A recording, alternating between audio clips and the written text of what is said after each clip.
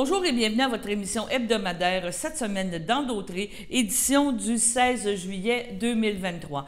Comme toujours, une émission très chargée. On vous parle entre autres du baptême du traversier Didas Guévremont. Didas Guévremont est le premier maire de Saint-Ignace de Loyola. Donc, il y a eu des cérémonies avec le baptême, avec la nomination du parrain, ainsi que certaines remises de plaques. Nous en avons profité pour parler avec la DG de la Société des transports, de la Société des traversiers du Québec. Donc, il nous a parlé de sa vision du traversier à Saint-Ignace de Loyola. À la chapelle des Cuthbert aussi, la Corporation du patrimoine de Berthier a eu l'honneur de faire le dévoilement de son œuvre d'art publique Cénacle, qui va devenir un lieu de rassemblement communautaire pour présenter différentes activités. Donc, vraiment une belle réalisation de la part de la Corporation du patrimoine de Berthier.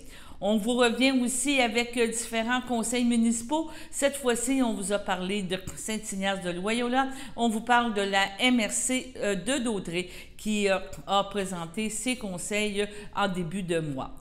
Au niveau justement de la chapelle des Cuthbert, un spectacle a eu lieu vendredi soir, donc le 14 juillet dernier, et le spectacle mettait en vedette Yannick Rieu, un saxophoniste de renommée internationale qui demeure ici dans la région, plus précisément à Saint-Gabriel-de-Brandon, et il est venu faire un concert d'environ 1 heure justement sous le Cénacle avec la belle température. On a pu le recevoir. Nous avons une entrevue avec M. Rieu qui nous parle de son cheminement, d'où il vient et qu'est-ce qu'il a eu à faire pour devenir cet artiste qu'on le connaît aujourd'hui. En terminant, c'est les vacances. On vous présente une petite relaxation, comme toujours, avec Ron, notre professeur de yoga attitré à CTRB, avec Jocelyne, qui nous présente un extrait, qui nous présente une séance de yoga. Donc, reposez-vous et profitez bien de vos vacances. Donc, du Conseil citoyen et citoyen, en vertu de l'article 176.2.2 du Code municipal, je vous soumets les faits saillants du rapport financier du vérificateur pour l'exercice terminé le 31 décembre 2022 de la municipalité de Saint-Ignace de Loyola, lequel a été déposé à la séance ordinaire du 20 juin 2022. Prévision budgétaire 2022. Les revenus, 2 762 710. Les dépenses, 2 762 710. Les revenus, fonctionnement, 2 832 917, l'investissement, 385 561, pour un total de 3 220 478. Les charges, à 3 142 932. L'excédent de l'exercice, 77 546. Moins les revenus d'investissement, 385 561, qu'on avait dans les revenus. Le déficit de fonctionnement de l'exercice avant conciliation à des fins fiscales, 310 015. Éléments de conciliation à des fins fiscales. Amortissement des immobiliers corporels et des actifs incorporels achetés, 359 824. Remboursement de la dette à long terme, 68 224. Affectation, activité d'investissement, 120 216. L'excédent cumulé, 161 326. Autre élément de conciliation, 3 900, un total de 336 610, qui nous donne un excédent de fonctionnement de l'exercice à des fins fiscales de 26 581.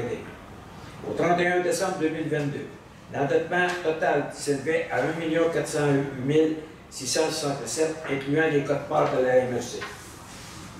La vérification externe des livres de la municipalité de Saint-Ignace de Loyola a été effectuée par la firme Michaud-Clément Incorporée, comptable professionnel agréé. Le vérificateur externe est avec que les états financiers donnent, dans tout leur aspect significatif, une image fidèle de la situation financière de la municipalité de Saint-Ignace de Loyola au 31 décembre 2022, ainsi que des résultats de ses activités, de la variation de ses actifs financiers nets, sa dette nette, et de ses flux de trésorerie consolidés pour l'exercice terminé à cette date, conformément aux normes comptables canadiennes pour le secteur public. De plus, conformément à l'article 11 de la loi sur les traitements des élus municipaux, je vous présente la rémunération des élus municipaux pour l'année 2022. Une rémunération de 14 448 et une allocation de dépenses de 7 224 ont été accordées au maire. Une rémunération de 4 812 Une allocation de dépenses de 2 406 $ ont été accordées à chacun des conseillers. Le maire reçoit un jeton de présence de 201 $ et les conseillers reçoivent un jeton de présence de 67 $ par présence à une séance ordinaire du conseil par journée, de même que toute réunion en comité plénier. Ils reçoivent également une allocation de dépenses de 50% de cette rémunération. Le maire suppléant reçoit une prime de 34 $ par présence à une réunion régulière. À la MRC de Dautrey, le maire a reçu une rémunération de 10 218,80 et une allocation de dépenses de 5 109,43. Et le maire suppléant a reçu une rémunération de 127 007 et une allocation de dépenses à 63,54. Je vous dis le maire suppléant de la MRC, c'est parce que moi, je suis préfet suppléant pour l'instant. C'est pour ça que je reçois ça. 127 $. 127 000. Ah, les 127 000? Non, c'est 127. M. Barthes a dit 127 000. Ah, non, c'est 127 $ et 7 sous. Et une allocation de dépenses de 63,54, donnée ce 6 juillet 2023. Ça prendrait le proposeur de dépôt, M. Gilles Couchepin, M. Daniel Vaudois, à ma droite. D'accord. D'accord. 4.14. Règlement décrétant une dépense de 270 394,78, un emprunt du même montant pour la réfection du stationnement du poste de police de Lavaltrie. Je pense que tout le monde sait. On n'a plus la salle communautaire qui était là où le poste de police s'est servi pendant toutes ces années-là de ce stationnement. C'est rendu une clinique médicale avec un stationnement privé. Donc, il faut aménager un stationnement pour la police à l'arrière du bâtiment existant. Donc, ça me prend un proposeur, là, proposé par Mme Falcoeur, appuyé par M. Bellumeur. 416 demandes au ministère de la Santé et des Services sociaux, financement des interventions des premiers répondants. On a déjà discuté. Tranquillement, pas vite, hein, sans qu'on s'en aperçoive tôt. Je pense que ça avait commencé à l'époque à Montréal, où, étant donné qu'il y avait toujours des pompiers en caserne, ben, les pompiers étaient toujours plus disponibles. Fait que les premiers répondants se sont mis à être les pompiers comme premiers répondants. Ben là, ce qui s'est transformé avec les années, c'est carrément notre service d'incendie qui sont les premiers répondants sur tous les appels. On a l'impression que l'ambulance vient faire du transport. Font du transport. Donc, c'est toujours nous autres qui intervenons, mais les services ambulanciers ont des subventions. Et la MRC, de son service d'incendie, on n'a aucune subvention comme premier répondant.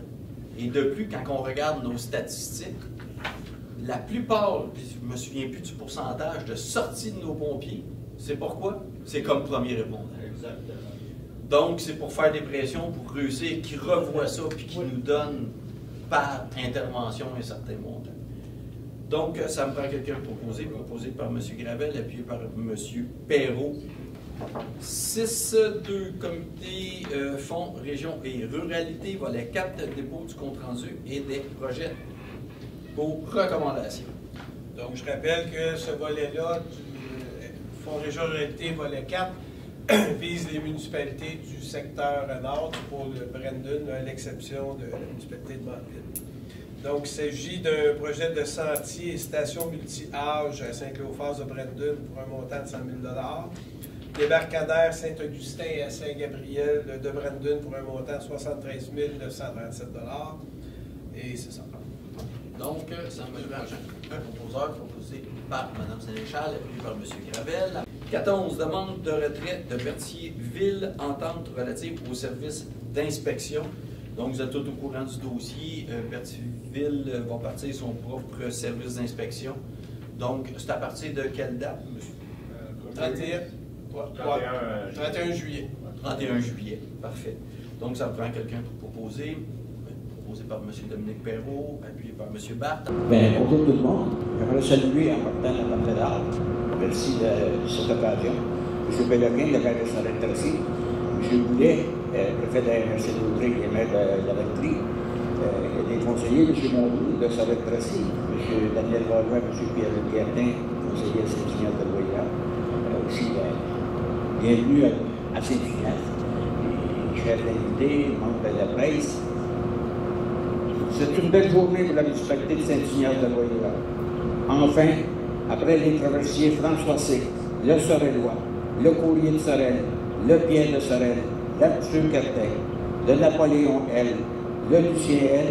et le Catherine Lagardère, Saint-Ignace de Loyola a droit d'honorer un personnage de son histoire, le Didas Gavreman.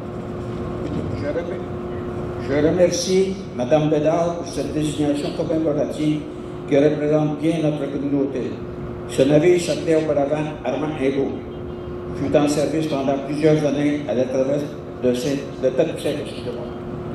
Il a été construit ici même à Sorel-Tracy par Marine Industrie en 1980. Il est en service à notre traverse depuis le temps 2019. Ce fut donc pour lui un retour dans sa région natale. Lorsqu'il est entré en service, la Société des traversiers s'est engagée à renommer les deux navires. Armand Hébeau et Joe Deschênes, afin qu'ils portent un nom représentatif de chacune des municipalités desservies par la traverse.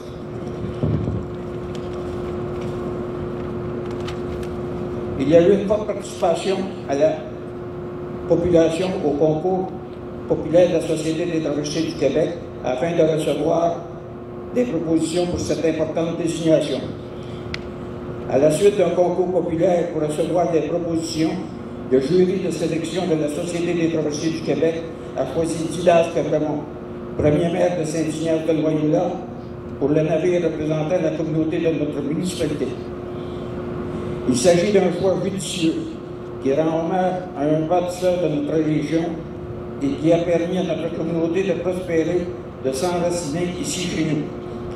Didas Gavreman a fait sa marque en s'impliquant de manière étroite dans la politique municipale, ainsi que dans la vie civile.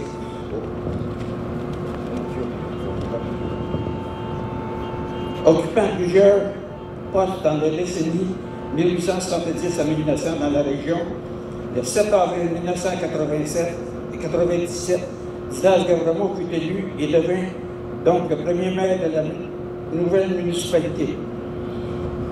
Par ailleurs,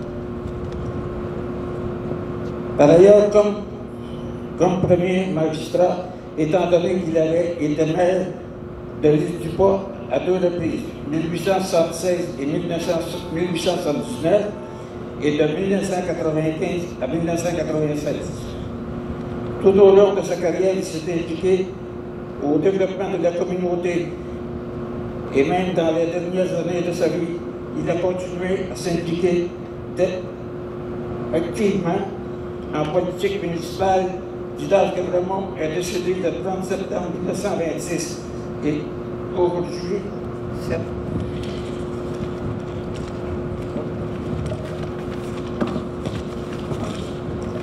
cette désignation toponymique sur un navire de la Société des traversiers en service dans notre belle région est un bel hommage à un bâtisseur, à un visionnaire. Avec 6 autres conseillers, il avait foi en l'émancipation de l'île Saint-Ignace. Après 125 ans d'existence, nous pouvons constater que le projet d'ériger une nouvelle municipalité par M. Didas Gavreman et ses confrères fut couronné de succès. Maintenant, en tant que maire de la municipalité de Saint-Ignace-de-Loyola et représentant de la population, je vais donner ma bénédiction au navire. NM Didas Gavreman, navire de la Société des traversiers du Québec et digne représentant de la ville de Saint-Ignace-de-Loyola, tu devras maintenant être toujours à l'heure. Tu devras traverser entre les lignes nos dignes citoyens. Ton important rôle dans notre collectivité permettra la mobilité sans entrave. Fier navire, nommé en l'honneur d'un grand Québécois, tu navigueras dans le vent, les vagues, les glaces, sans jamais faillir.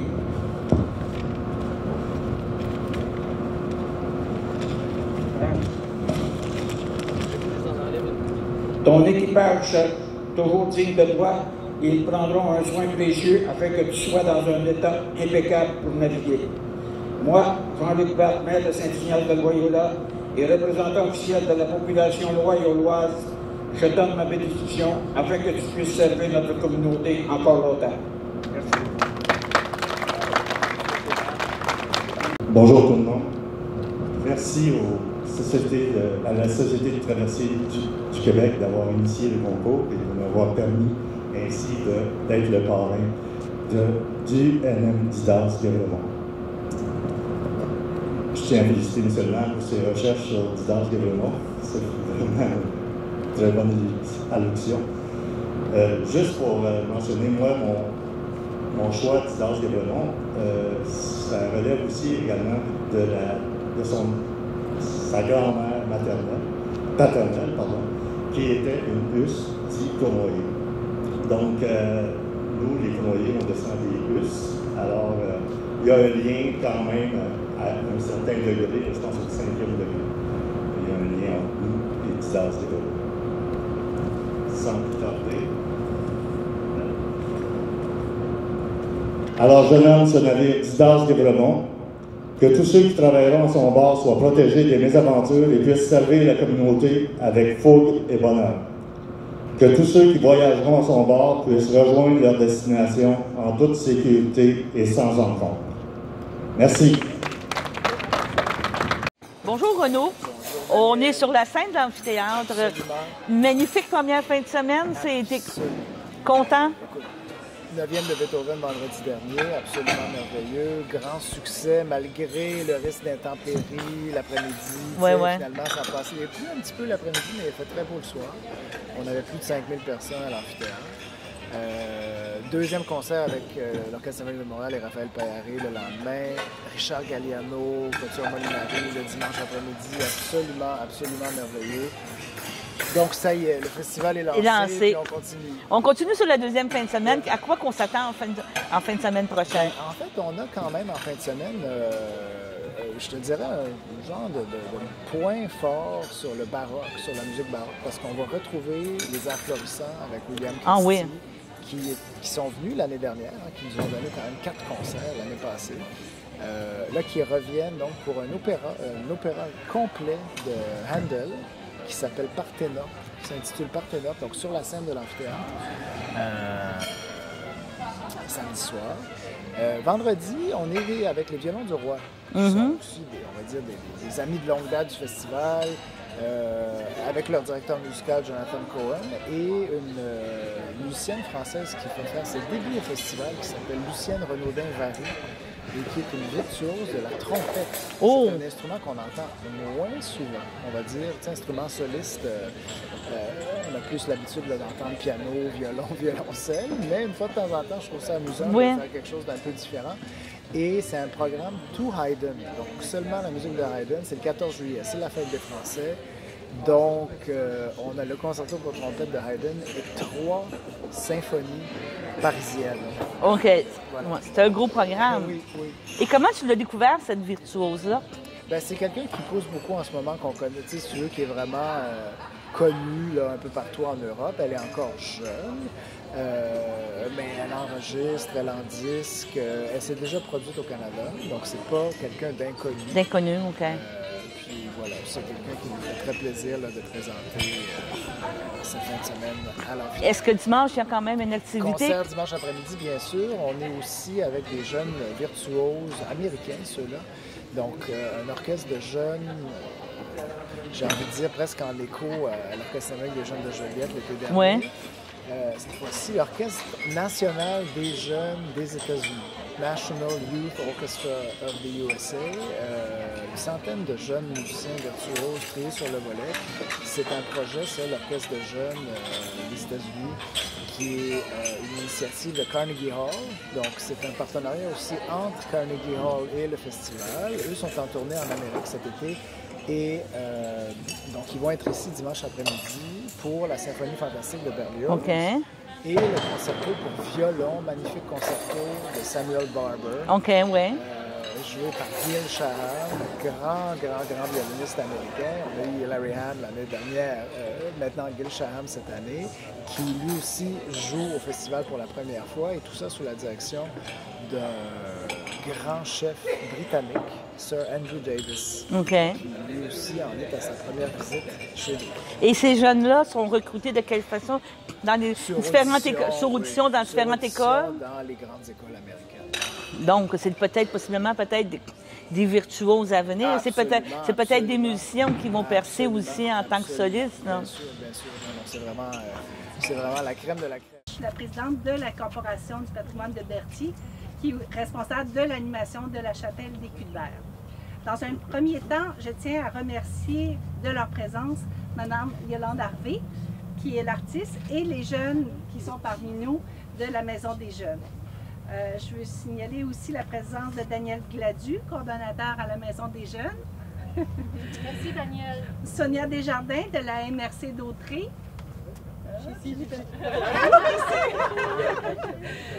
Pierre Lahaye, conseiller et maire suppléant de la ville de Berthier. Bonjour. Bonjour. C'est parfait, c'est parfait. Madame Francine Lebeau. Oui. Oui. Administratrice au CA chez Desjardins Caisse d'Autrey. Madame Evelyne Vincent. Evelyne, tu es où? Aussi derrière? C'est parfait, ça! Vous êtes à proximité, qui est agente de développement culturel de la MRC d'Autrey et qui est très impliquée avec la corporation. Alors, c'est toujours une collaboratrice très précieuse pour nous. Les membres du conseil d'administration de la corporation de Berthier, évidemment, je veux souligner que tous les membres sont présents. Votre présence est vraiment importante pour nous et on en est vraiment reconnaissant. L'art public façonne la beauté d'un territoire, forge son identité et contribue à la qualité de vie des citoyens. C'est dans cet esprit que nous souhaitons inscrire Cénacle dans le paysage de la chapelle des Culs-de-Berre. Cette œuvre embellira l'espace tout en reflétant l'histoire et la modernisation du territoire, symbolisera l'ouverture et la créativité des gens d'ici. Son projet tire son essence d'une série d'actions de médiation culturelle réalisées auprès d'un groupe de jeunes du territoire en collaboration avec l'artiste en art visuel, Mme Yolande Harvey. Il s'inscrit dans le cadre du programme Culture et Inclusion du ministère de la Culture et des Communications. Au travers d'une série d'ateliers de création, les jeunes ont été amenés à participer à l'élaboration artistique et conceptuelle de l'œuvre. L'œuvre, une co-création, servira d'espace où se tiendra des concerts et des spectacles. Donc, ça servira d'espace où se tiendra des concerts et des spectacles, des activités culturelles et des rassemblements communautaires. Bref, il ajoute un nouveau lieu de diffusion sur le territoire de Berthierville. Et on en est très fiers. L'aboutissement de ce projet n'aurait pas vu le jour sans le support de la communauté.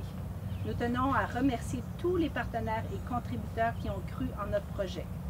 Le ministère de la Culture et des Communications, la SODEC, qui est la Société de développement des entreprises culturelles, qui est propriétaire de tout le site ici, la MRC d'Autrey, la ville de Berthierville, Desjardins Caisse d'Autrey, la municipalité de Sainte-Geneviève de Berthier, la compagnie Amaro, les Amis de la rivière Chicot, Culture et patrimoine Saint-Cuthbert, ainsi que plusieurs donateurs privés qui ont cru en notre projet. En terminant, je tiens à remercier Marie Saint-Amand et les membres du conseil d'administration qui ont cru en ce projet qui est l'aboutissement de plus d'1 an de travail.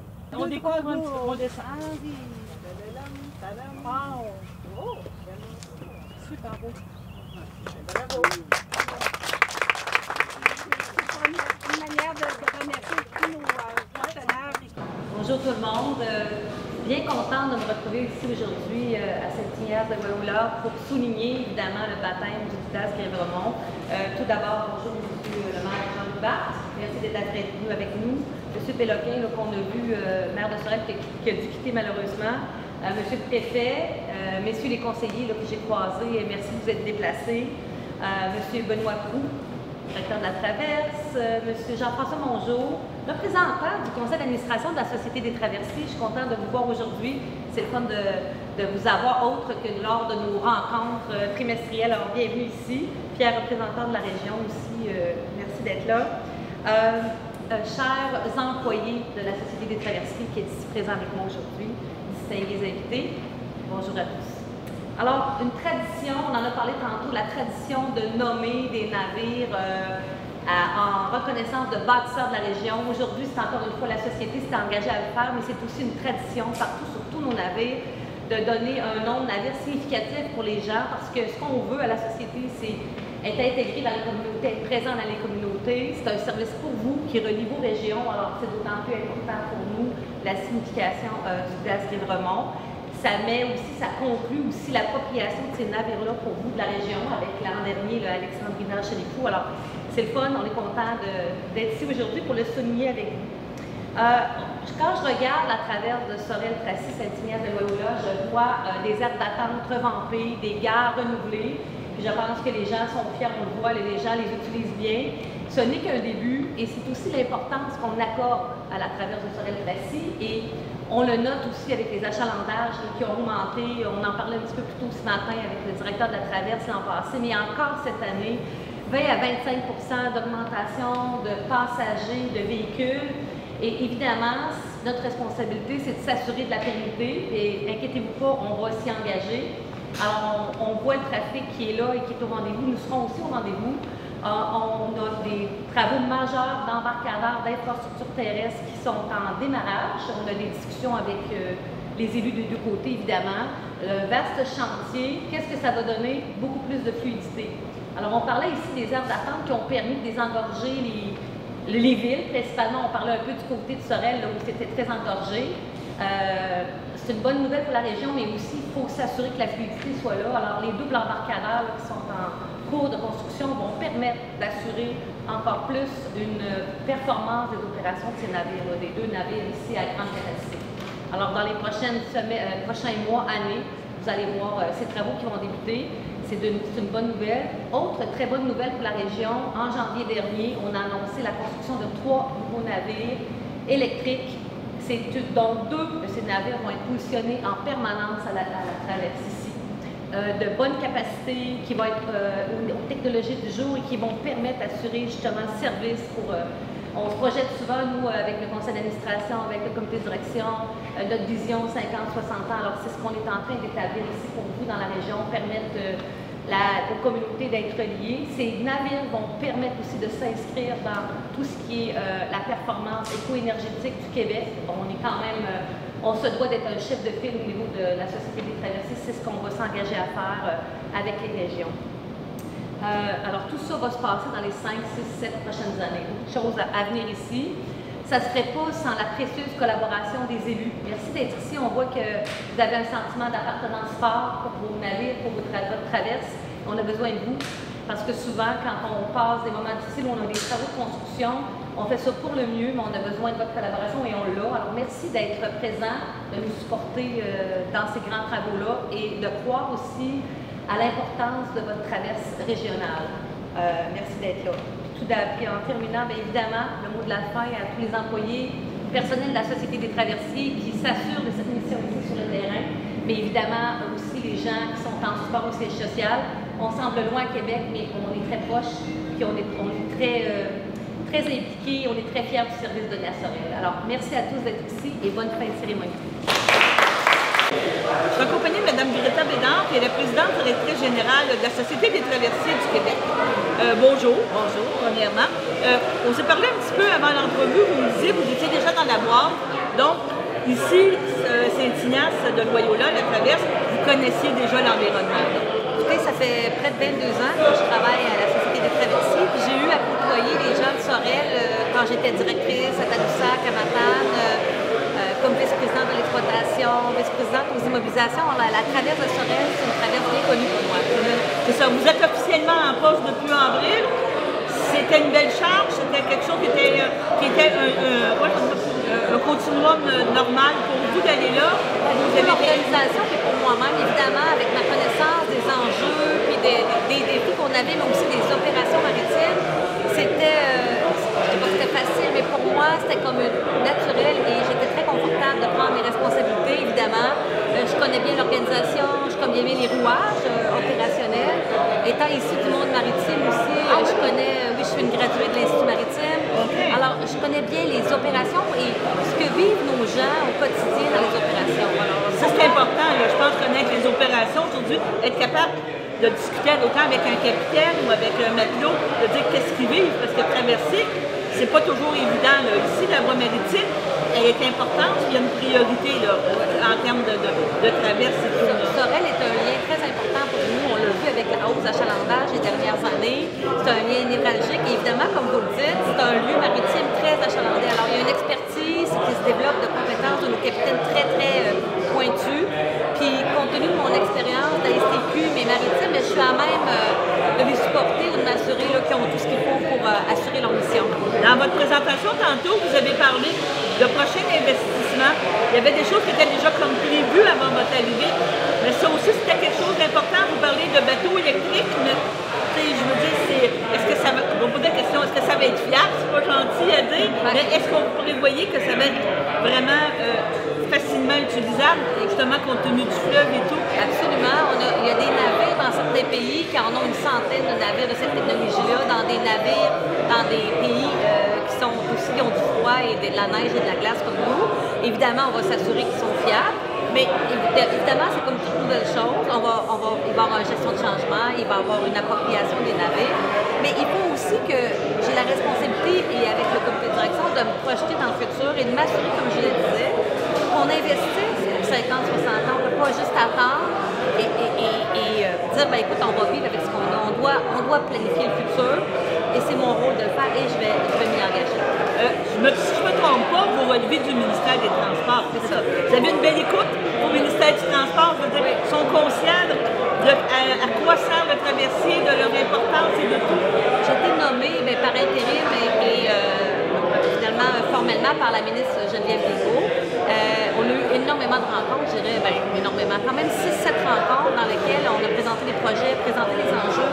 Elle est très curieuse des enjeux qu'on vit et très consciente qu'on a besoin d'investissement, on a besoin justement d'assurer la pérennité. Alors, on a une très belle écoute de son côté. Parce que là, présentement, c'est la plus grosse traverse si on calcule. Je veux dire, c'est la plus importante, je ne sais pas. Non, au niveau du volume de véhicules, quand on parle de volume de véhicules, c'est plus Tadoussac et Sainte-Catherine. Oui, quand on parle de volume passager, c'est Québec-Lévis. Oui. Mais quand on regarde globalement véhicules et passagers, Sorel le double un peu. Alors, vraiment, Sorel, ce qu'on a de Sorel, c'est l'expansion, l'augmentation année après année des volumes. Et ça, c'est significatif pour nous. C'est ça, parce qu'on devient le chemin alternatif pour la ville de Montréal. Pour le tunnel, pour la construction, les réparations du pont de Trois-Rivières aussi. En pleine pandémie, on l'a vu, l'importance que ce lien-là avait. En tout cas, on espère que vous allez avoir votre poste Colontac et qu'on va avoir aussi notre gare fluviale qui est magnifique, mais le service de traversée qui est important pour la région ici. Je pense que c'est un moteur économique important. On travaille là-dessus, soyez assurés que c'est notre priorité. Bon, ben, je vous remercie. Merci, bonne journée.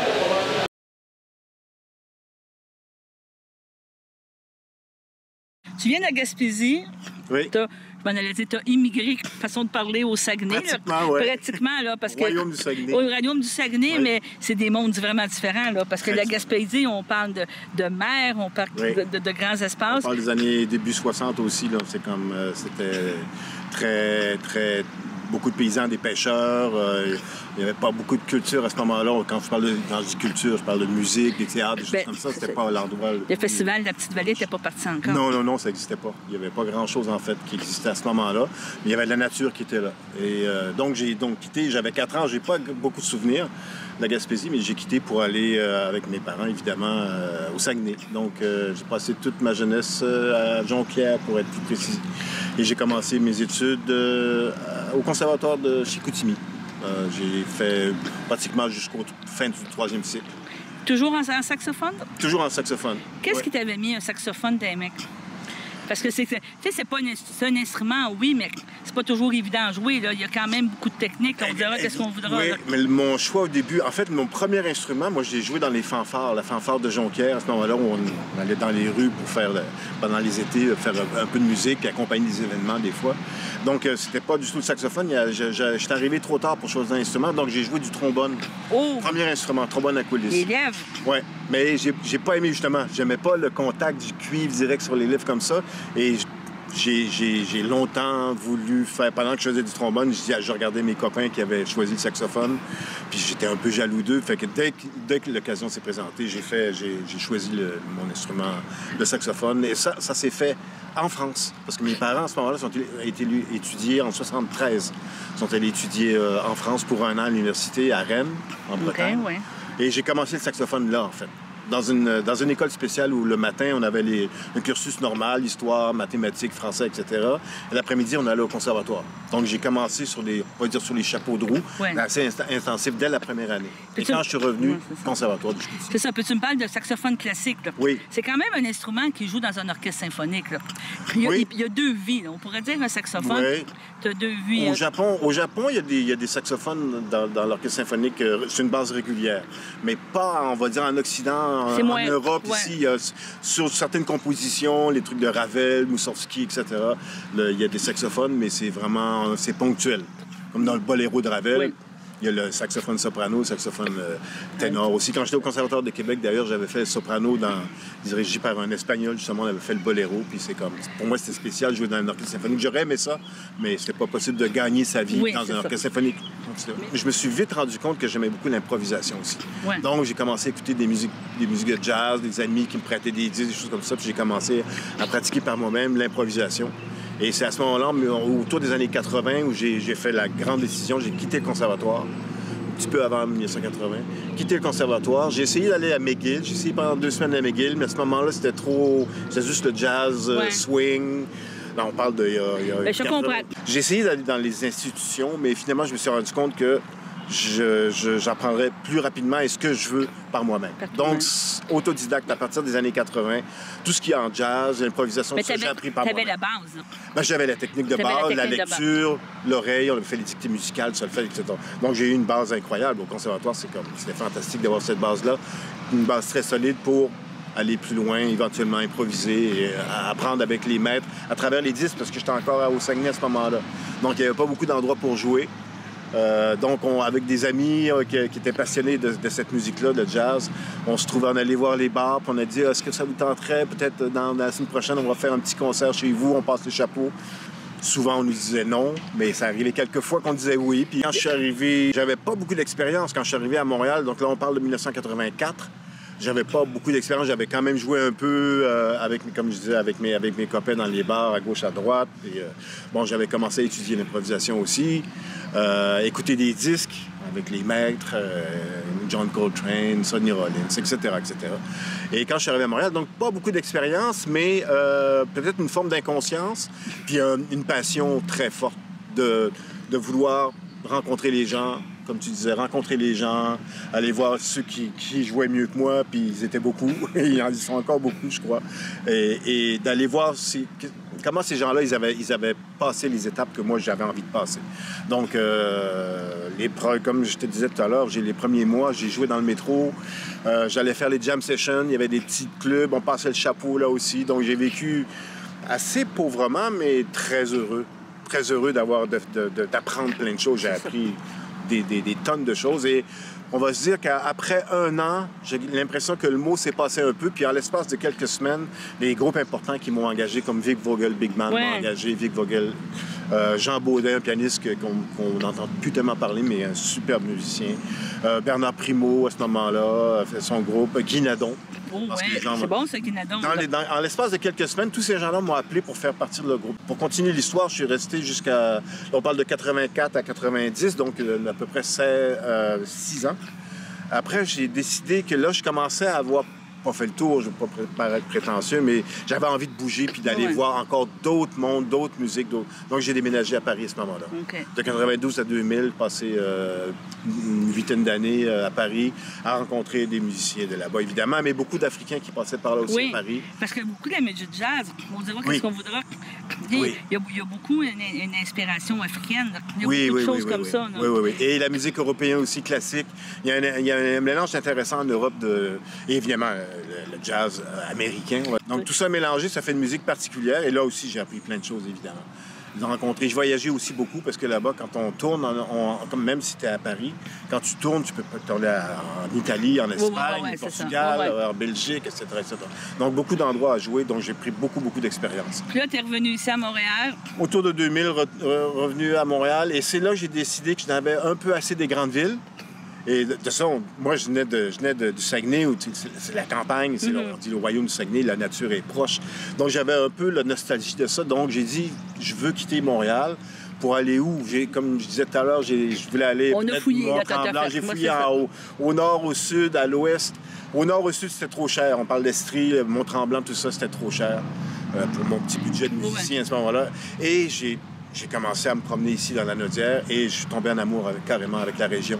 Parce que pour la beauté du lieu, pour la beauté des lieux, pour l'ambiance aussi qu'il y avait, il y a une espèce il y a une tranquillité, mais en même temps, il y a une énergie qu'on retrouve au Saguenay aussi. Je me demande si je cherchais pas un petit Saguenay autour de Montréal. Au niveau de l'énergie des gens qui ont envie de faire des choses, parce on n'est pas très loin de Montréal. Ils sont ouverts. Ils sont ouverts, mais on a envie d'être un peu...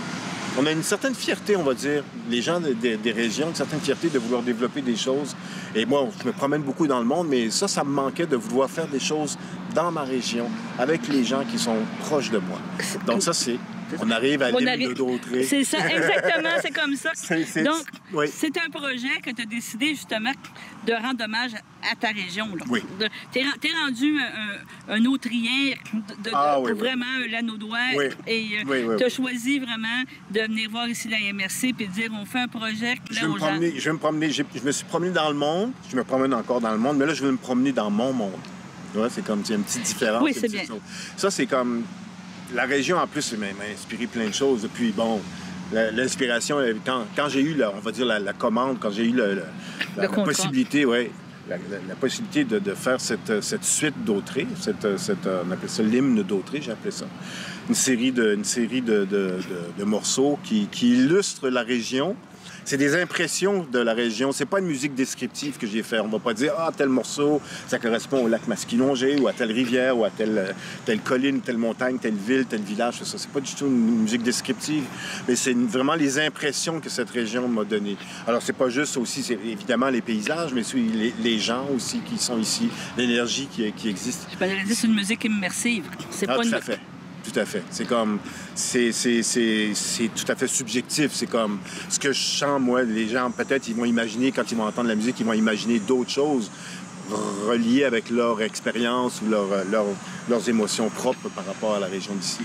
Donc, c'est une musique ouverte. Et c'est intéressant parce que, justement, le jazz, c'est une musique improvisée, donc on improvise sur le moment. Donc, ça, c'est l'émotion qui est sur le moment, mais... Les compositions sont faites à partir d'impressions qui durent dans le temps. Je propose, moi, en fait, c'est les compositions... Je ne voulais pas écrire des choses trop compliquées parce que, comme j'ai dit, l'improvisation m'intéresse beaucoup. Donc, dans ma musique, l'improvisation prend certainement au moins 3/4 de la place, voire plus. Peut-être 80% de la musique qu'on fait est improvisée. Mais, ceci dit, quand tu écris l'hymne d'Autré, par exemple, il faut quand même qu'il y ait le point de départ pour l'improvisation soit assez clair pour que les gens restent dans cette espèce d'impression que moi, j'ai voulu transmettre dans les compositions.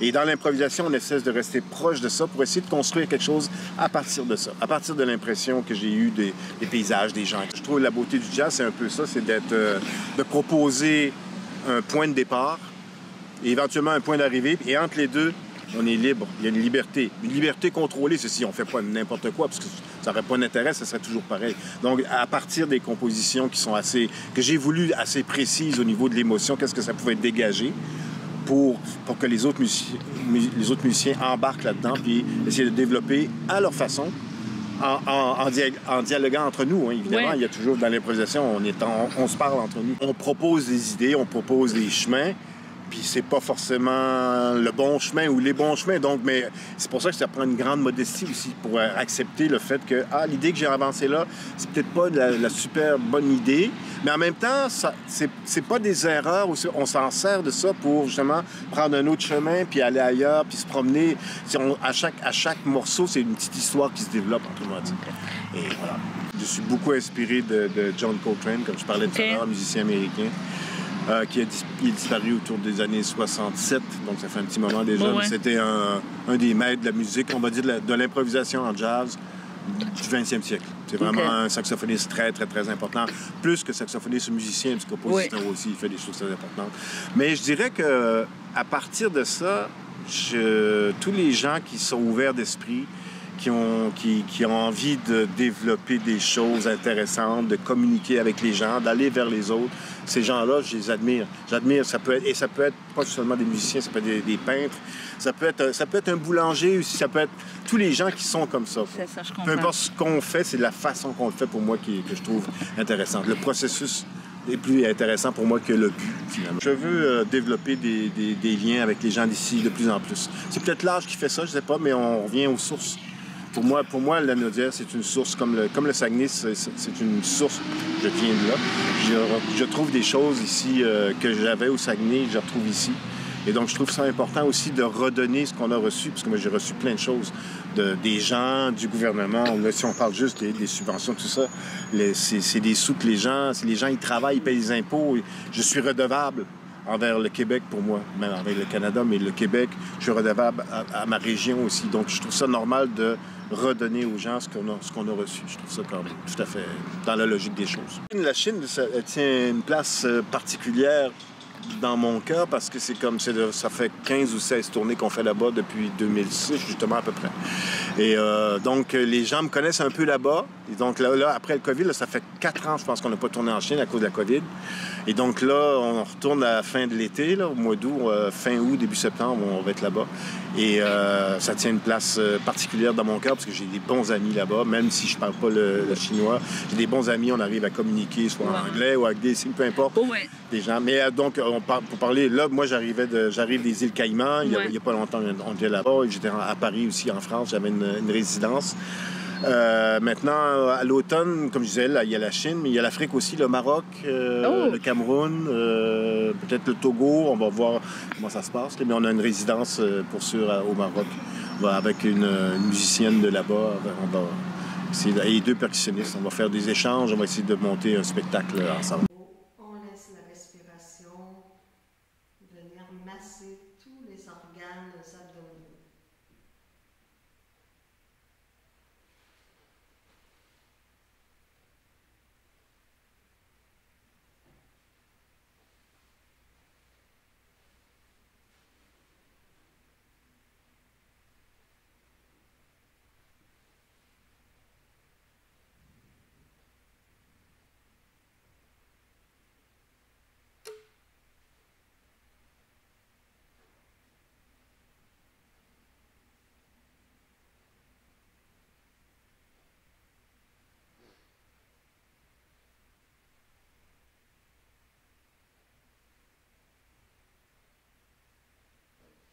Décroisez les jambes, revenez sur le dos, replacez la colonne vertébrale droite et puis placez vos pieds vis-à-vis des hanches, donc pas trop d'espace entre les pieds.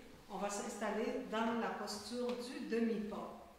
Fait qu'on essaie d'avoir la même pression avec les 4 points des pieds pour maintenir son alignement.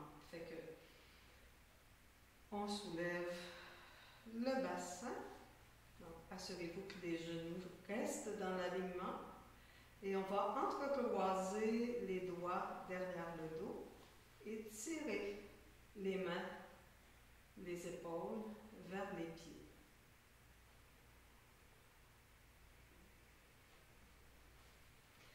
Donc, c'est aussi une posture là, qui peut être un petit peu problématique pour les personnes qui ont des problèmes cervicaux.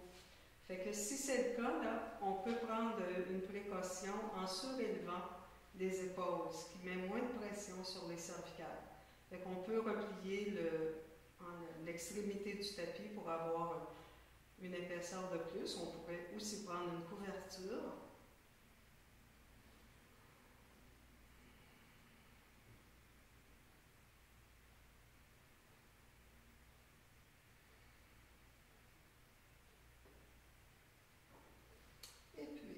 Redéposer le bassin au sol en déroulant la colonne vertébrale.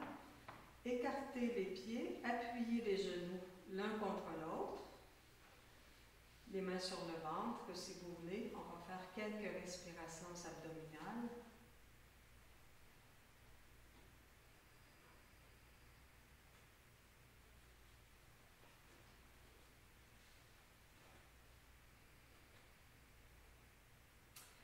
Et s'installer pour la relaxation.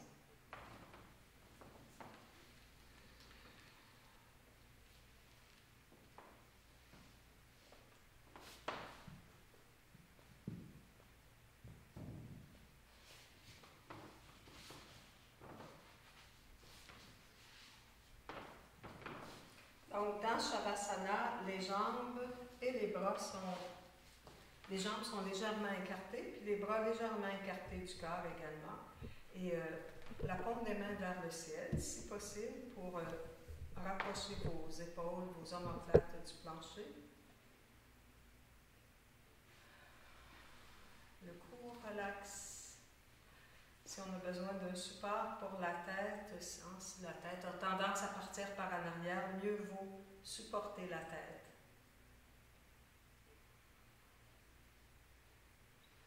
Et on tourne toute son attention vers l'intérieur.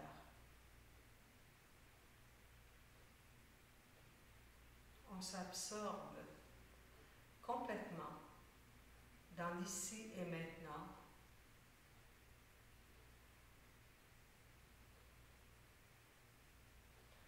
Les sensations physiques font partie de cette ici et maintenant.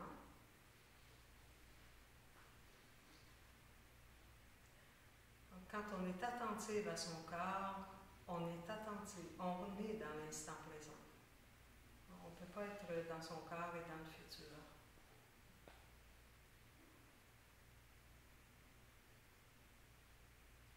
En fait, pour être plus juste, on ne peut pas être complètement, avoir 100% de son attention dans son corps, puis une partie dans le futur.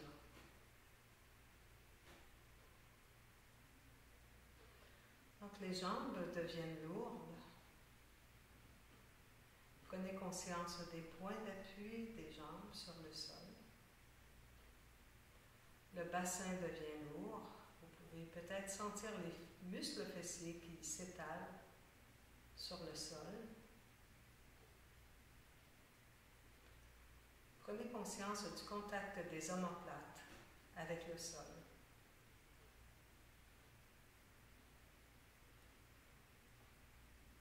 Prenez conscience de la pesanteur de vos bras.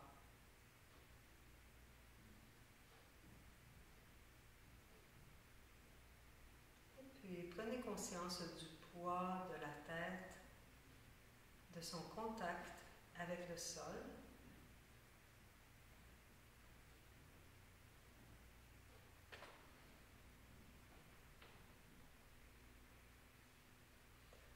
Laissez votre corps s'abandonner à la gravité terrestre.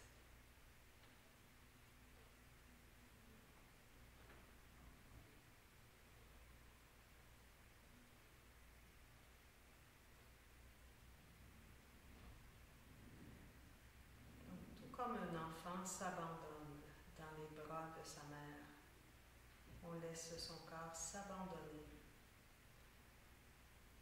sur le sol et par extension sur la terre-mère.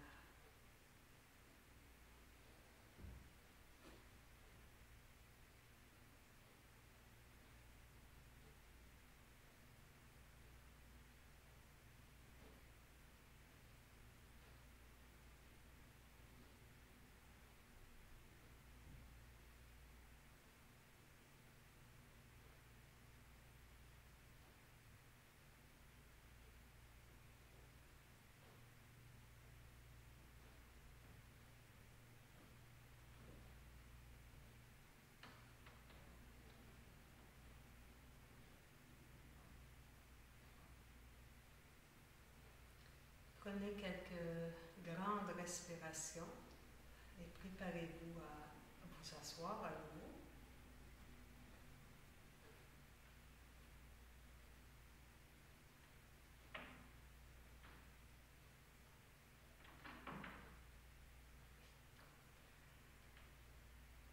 chanter le Om Shanti, Shanti pour la paix. Vous pouvez amener les mains en Anjali Mudra. On inspire. Om Shanti, Shanti, Shanti,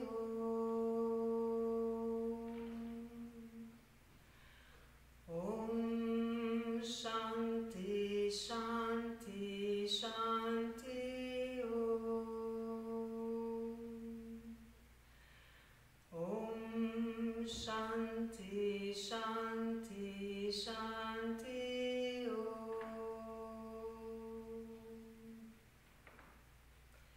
Merci beaucoup de votre présence. Je vous souhaite une belle semaine, une belle journée, une belle semaine. Namasté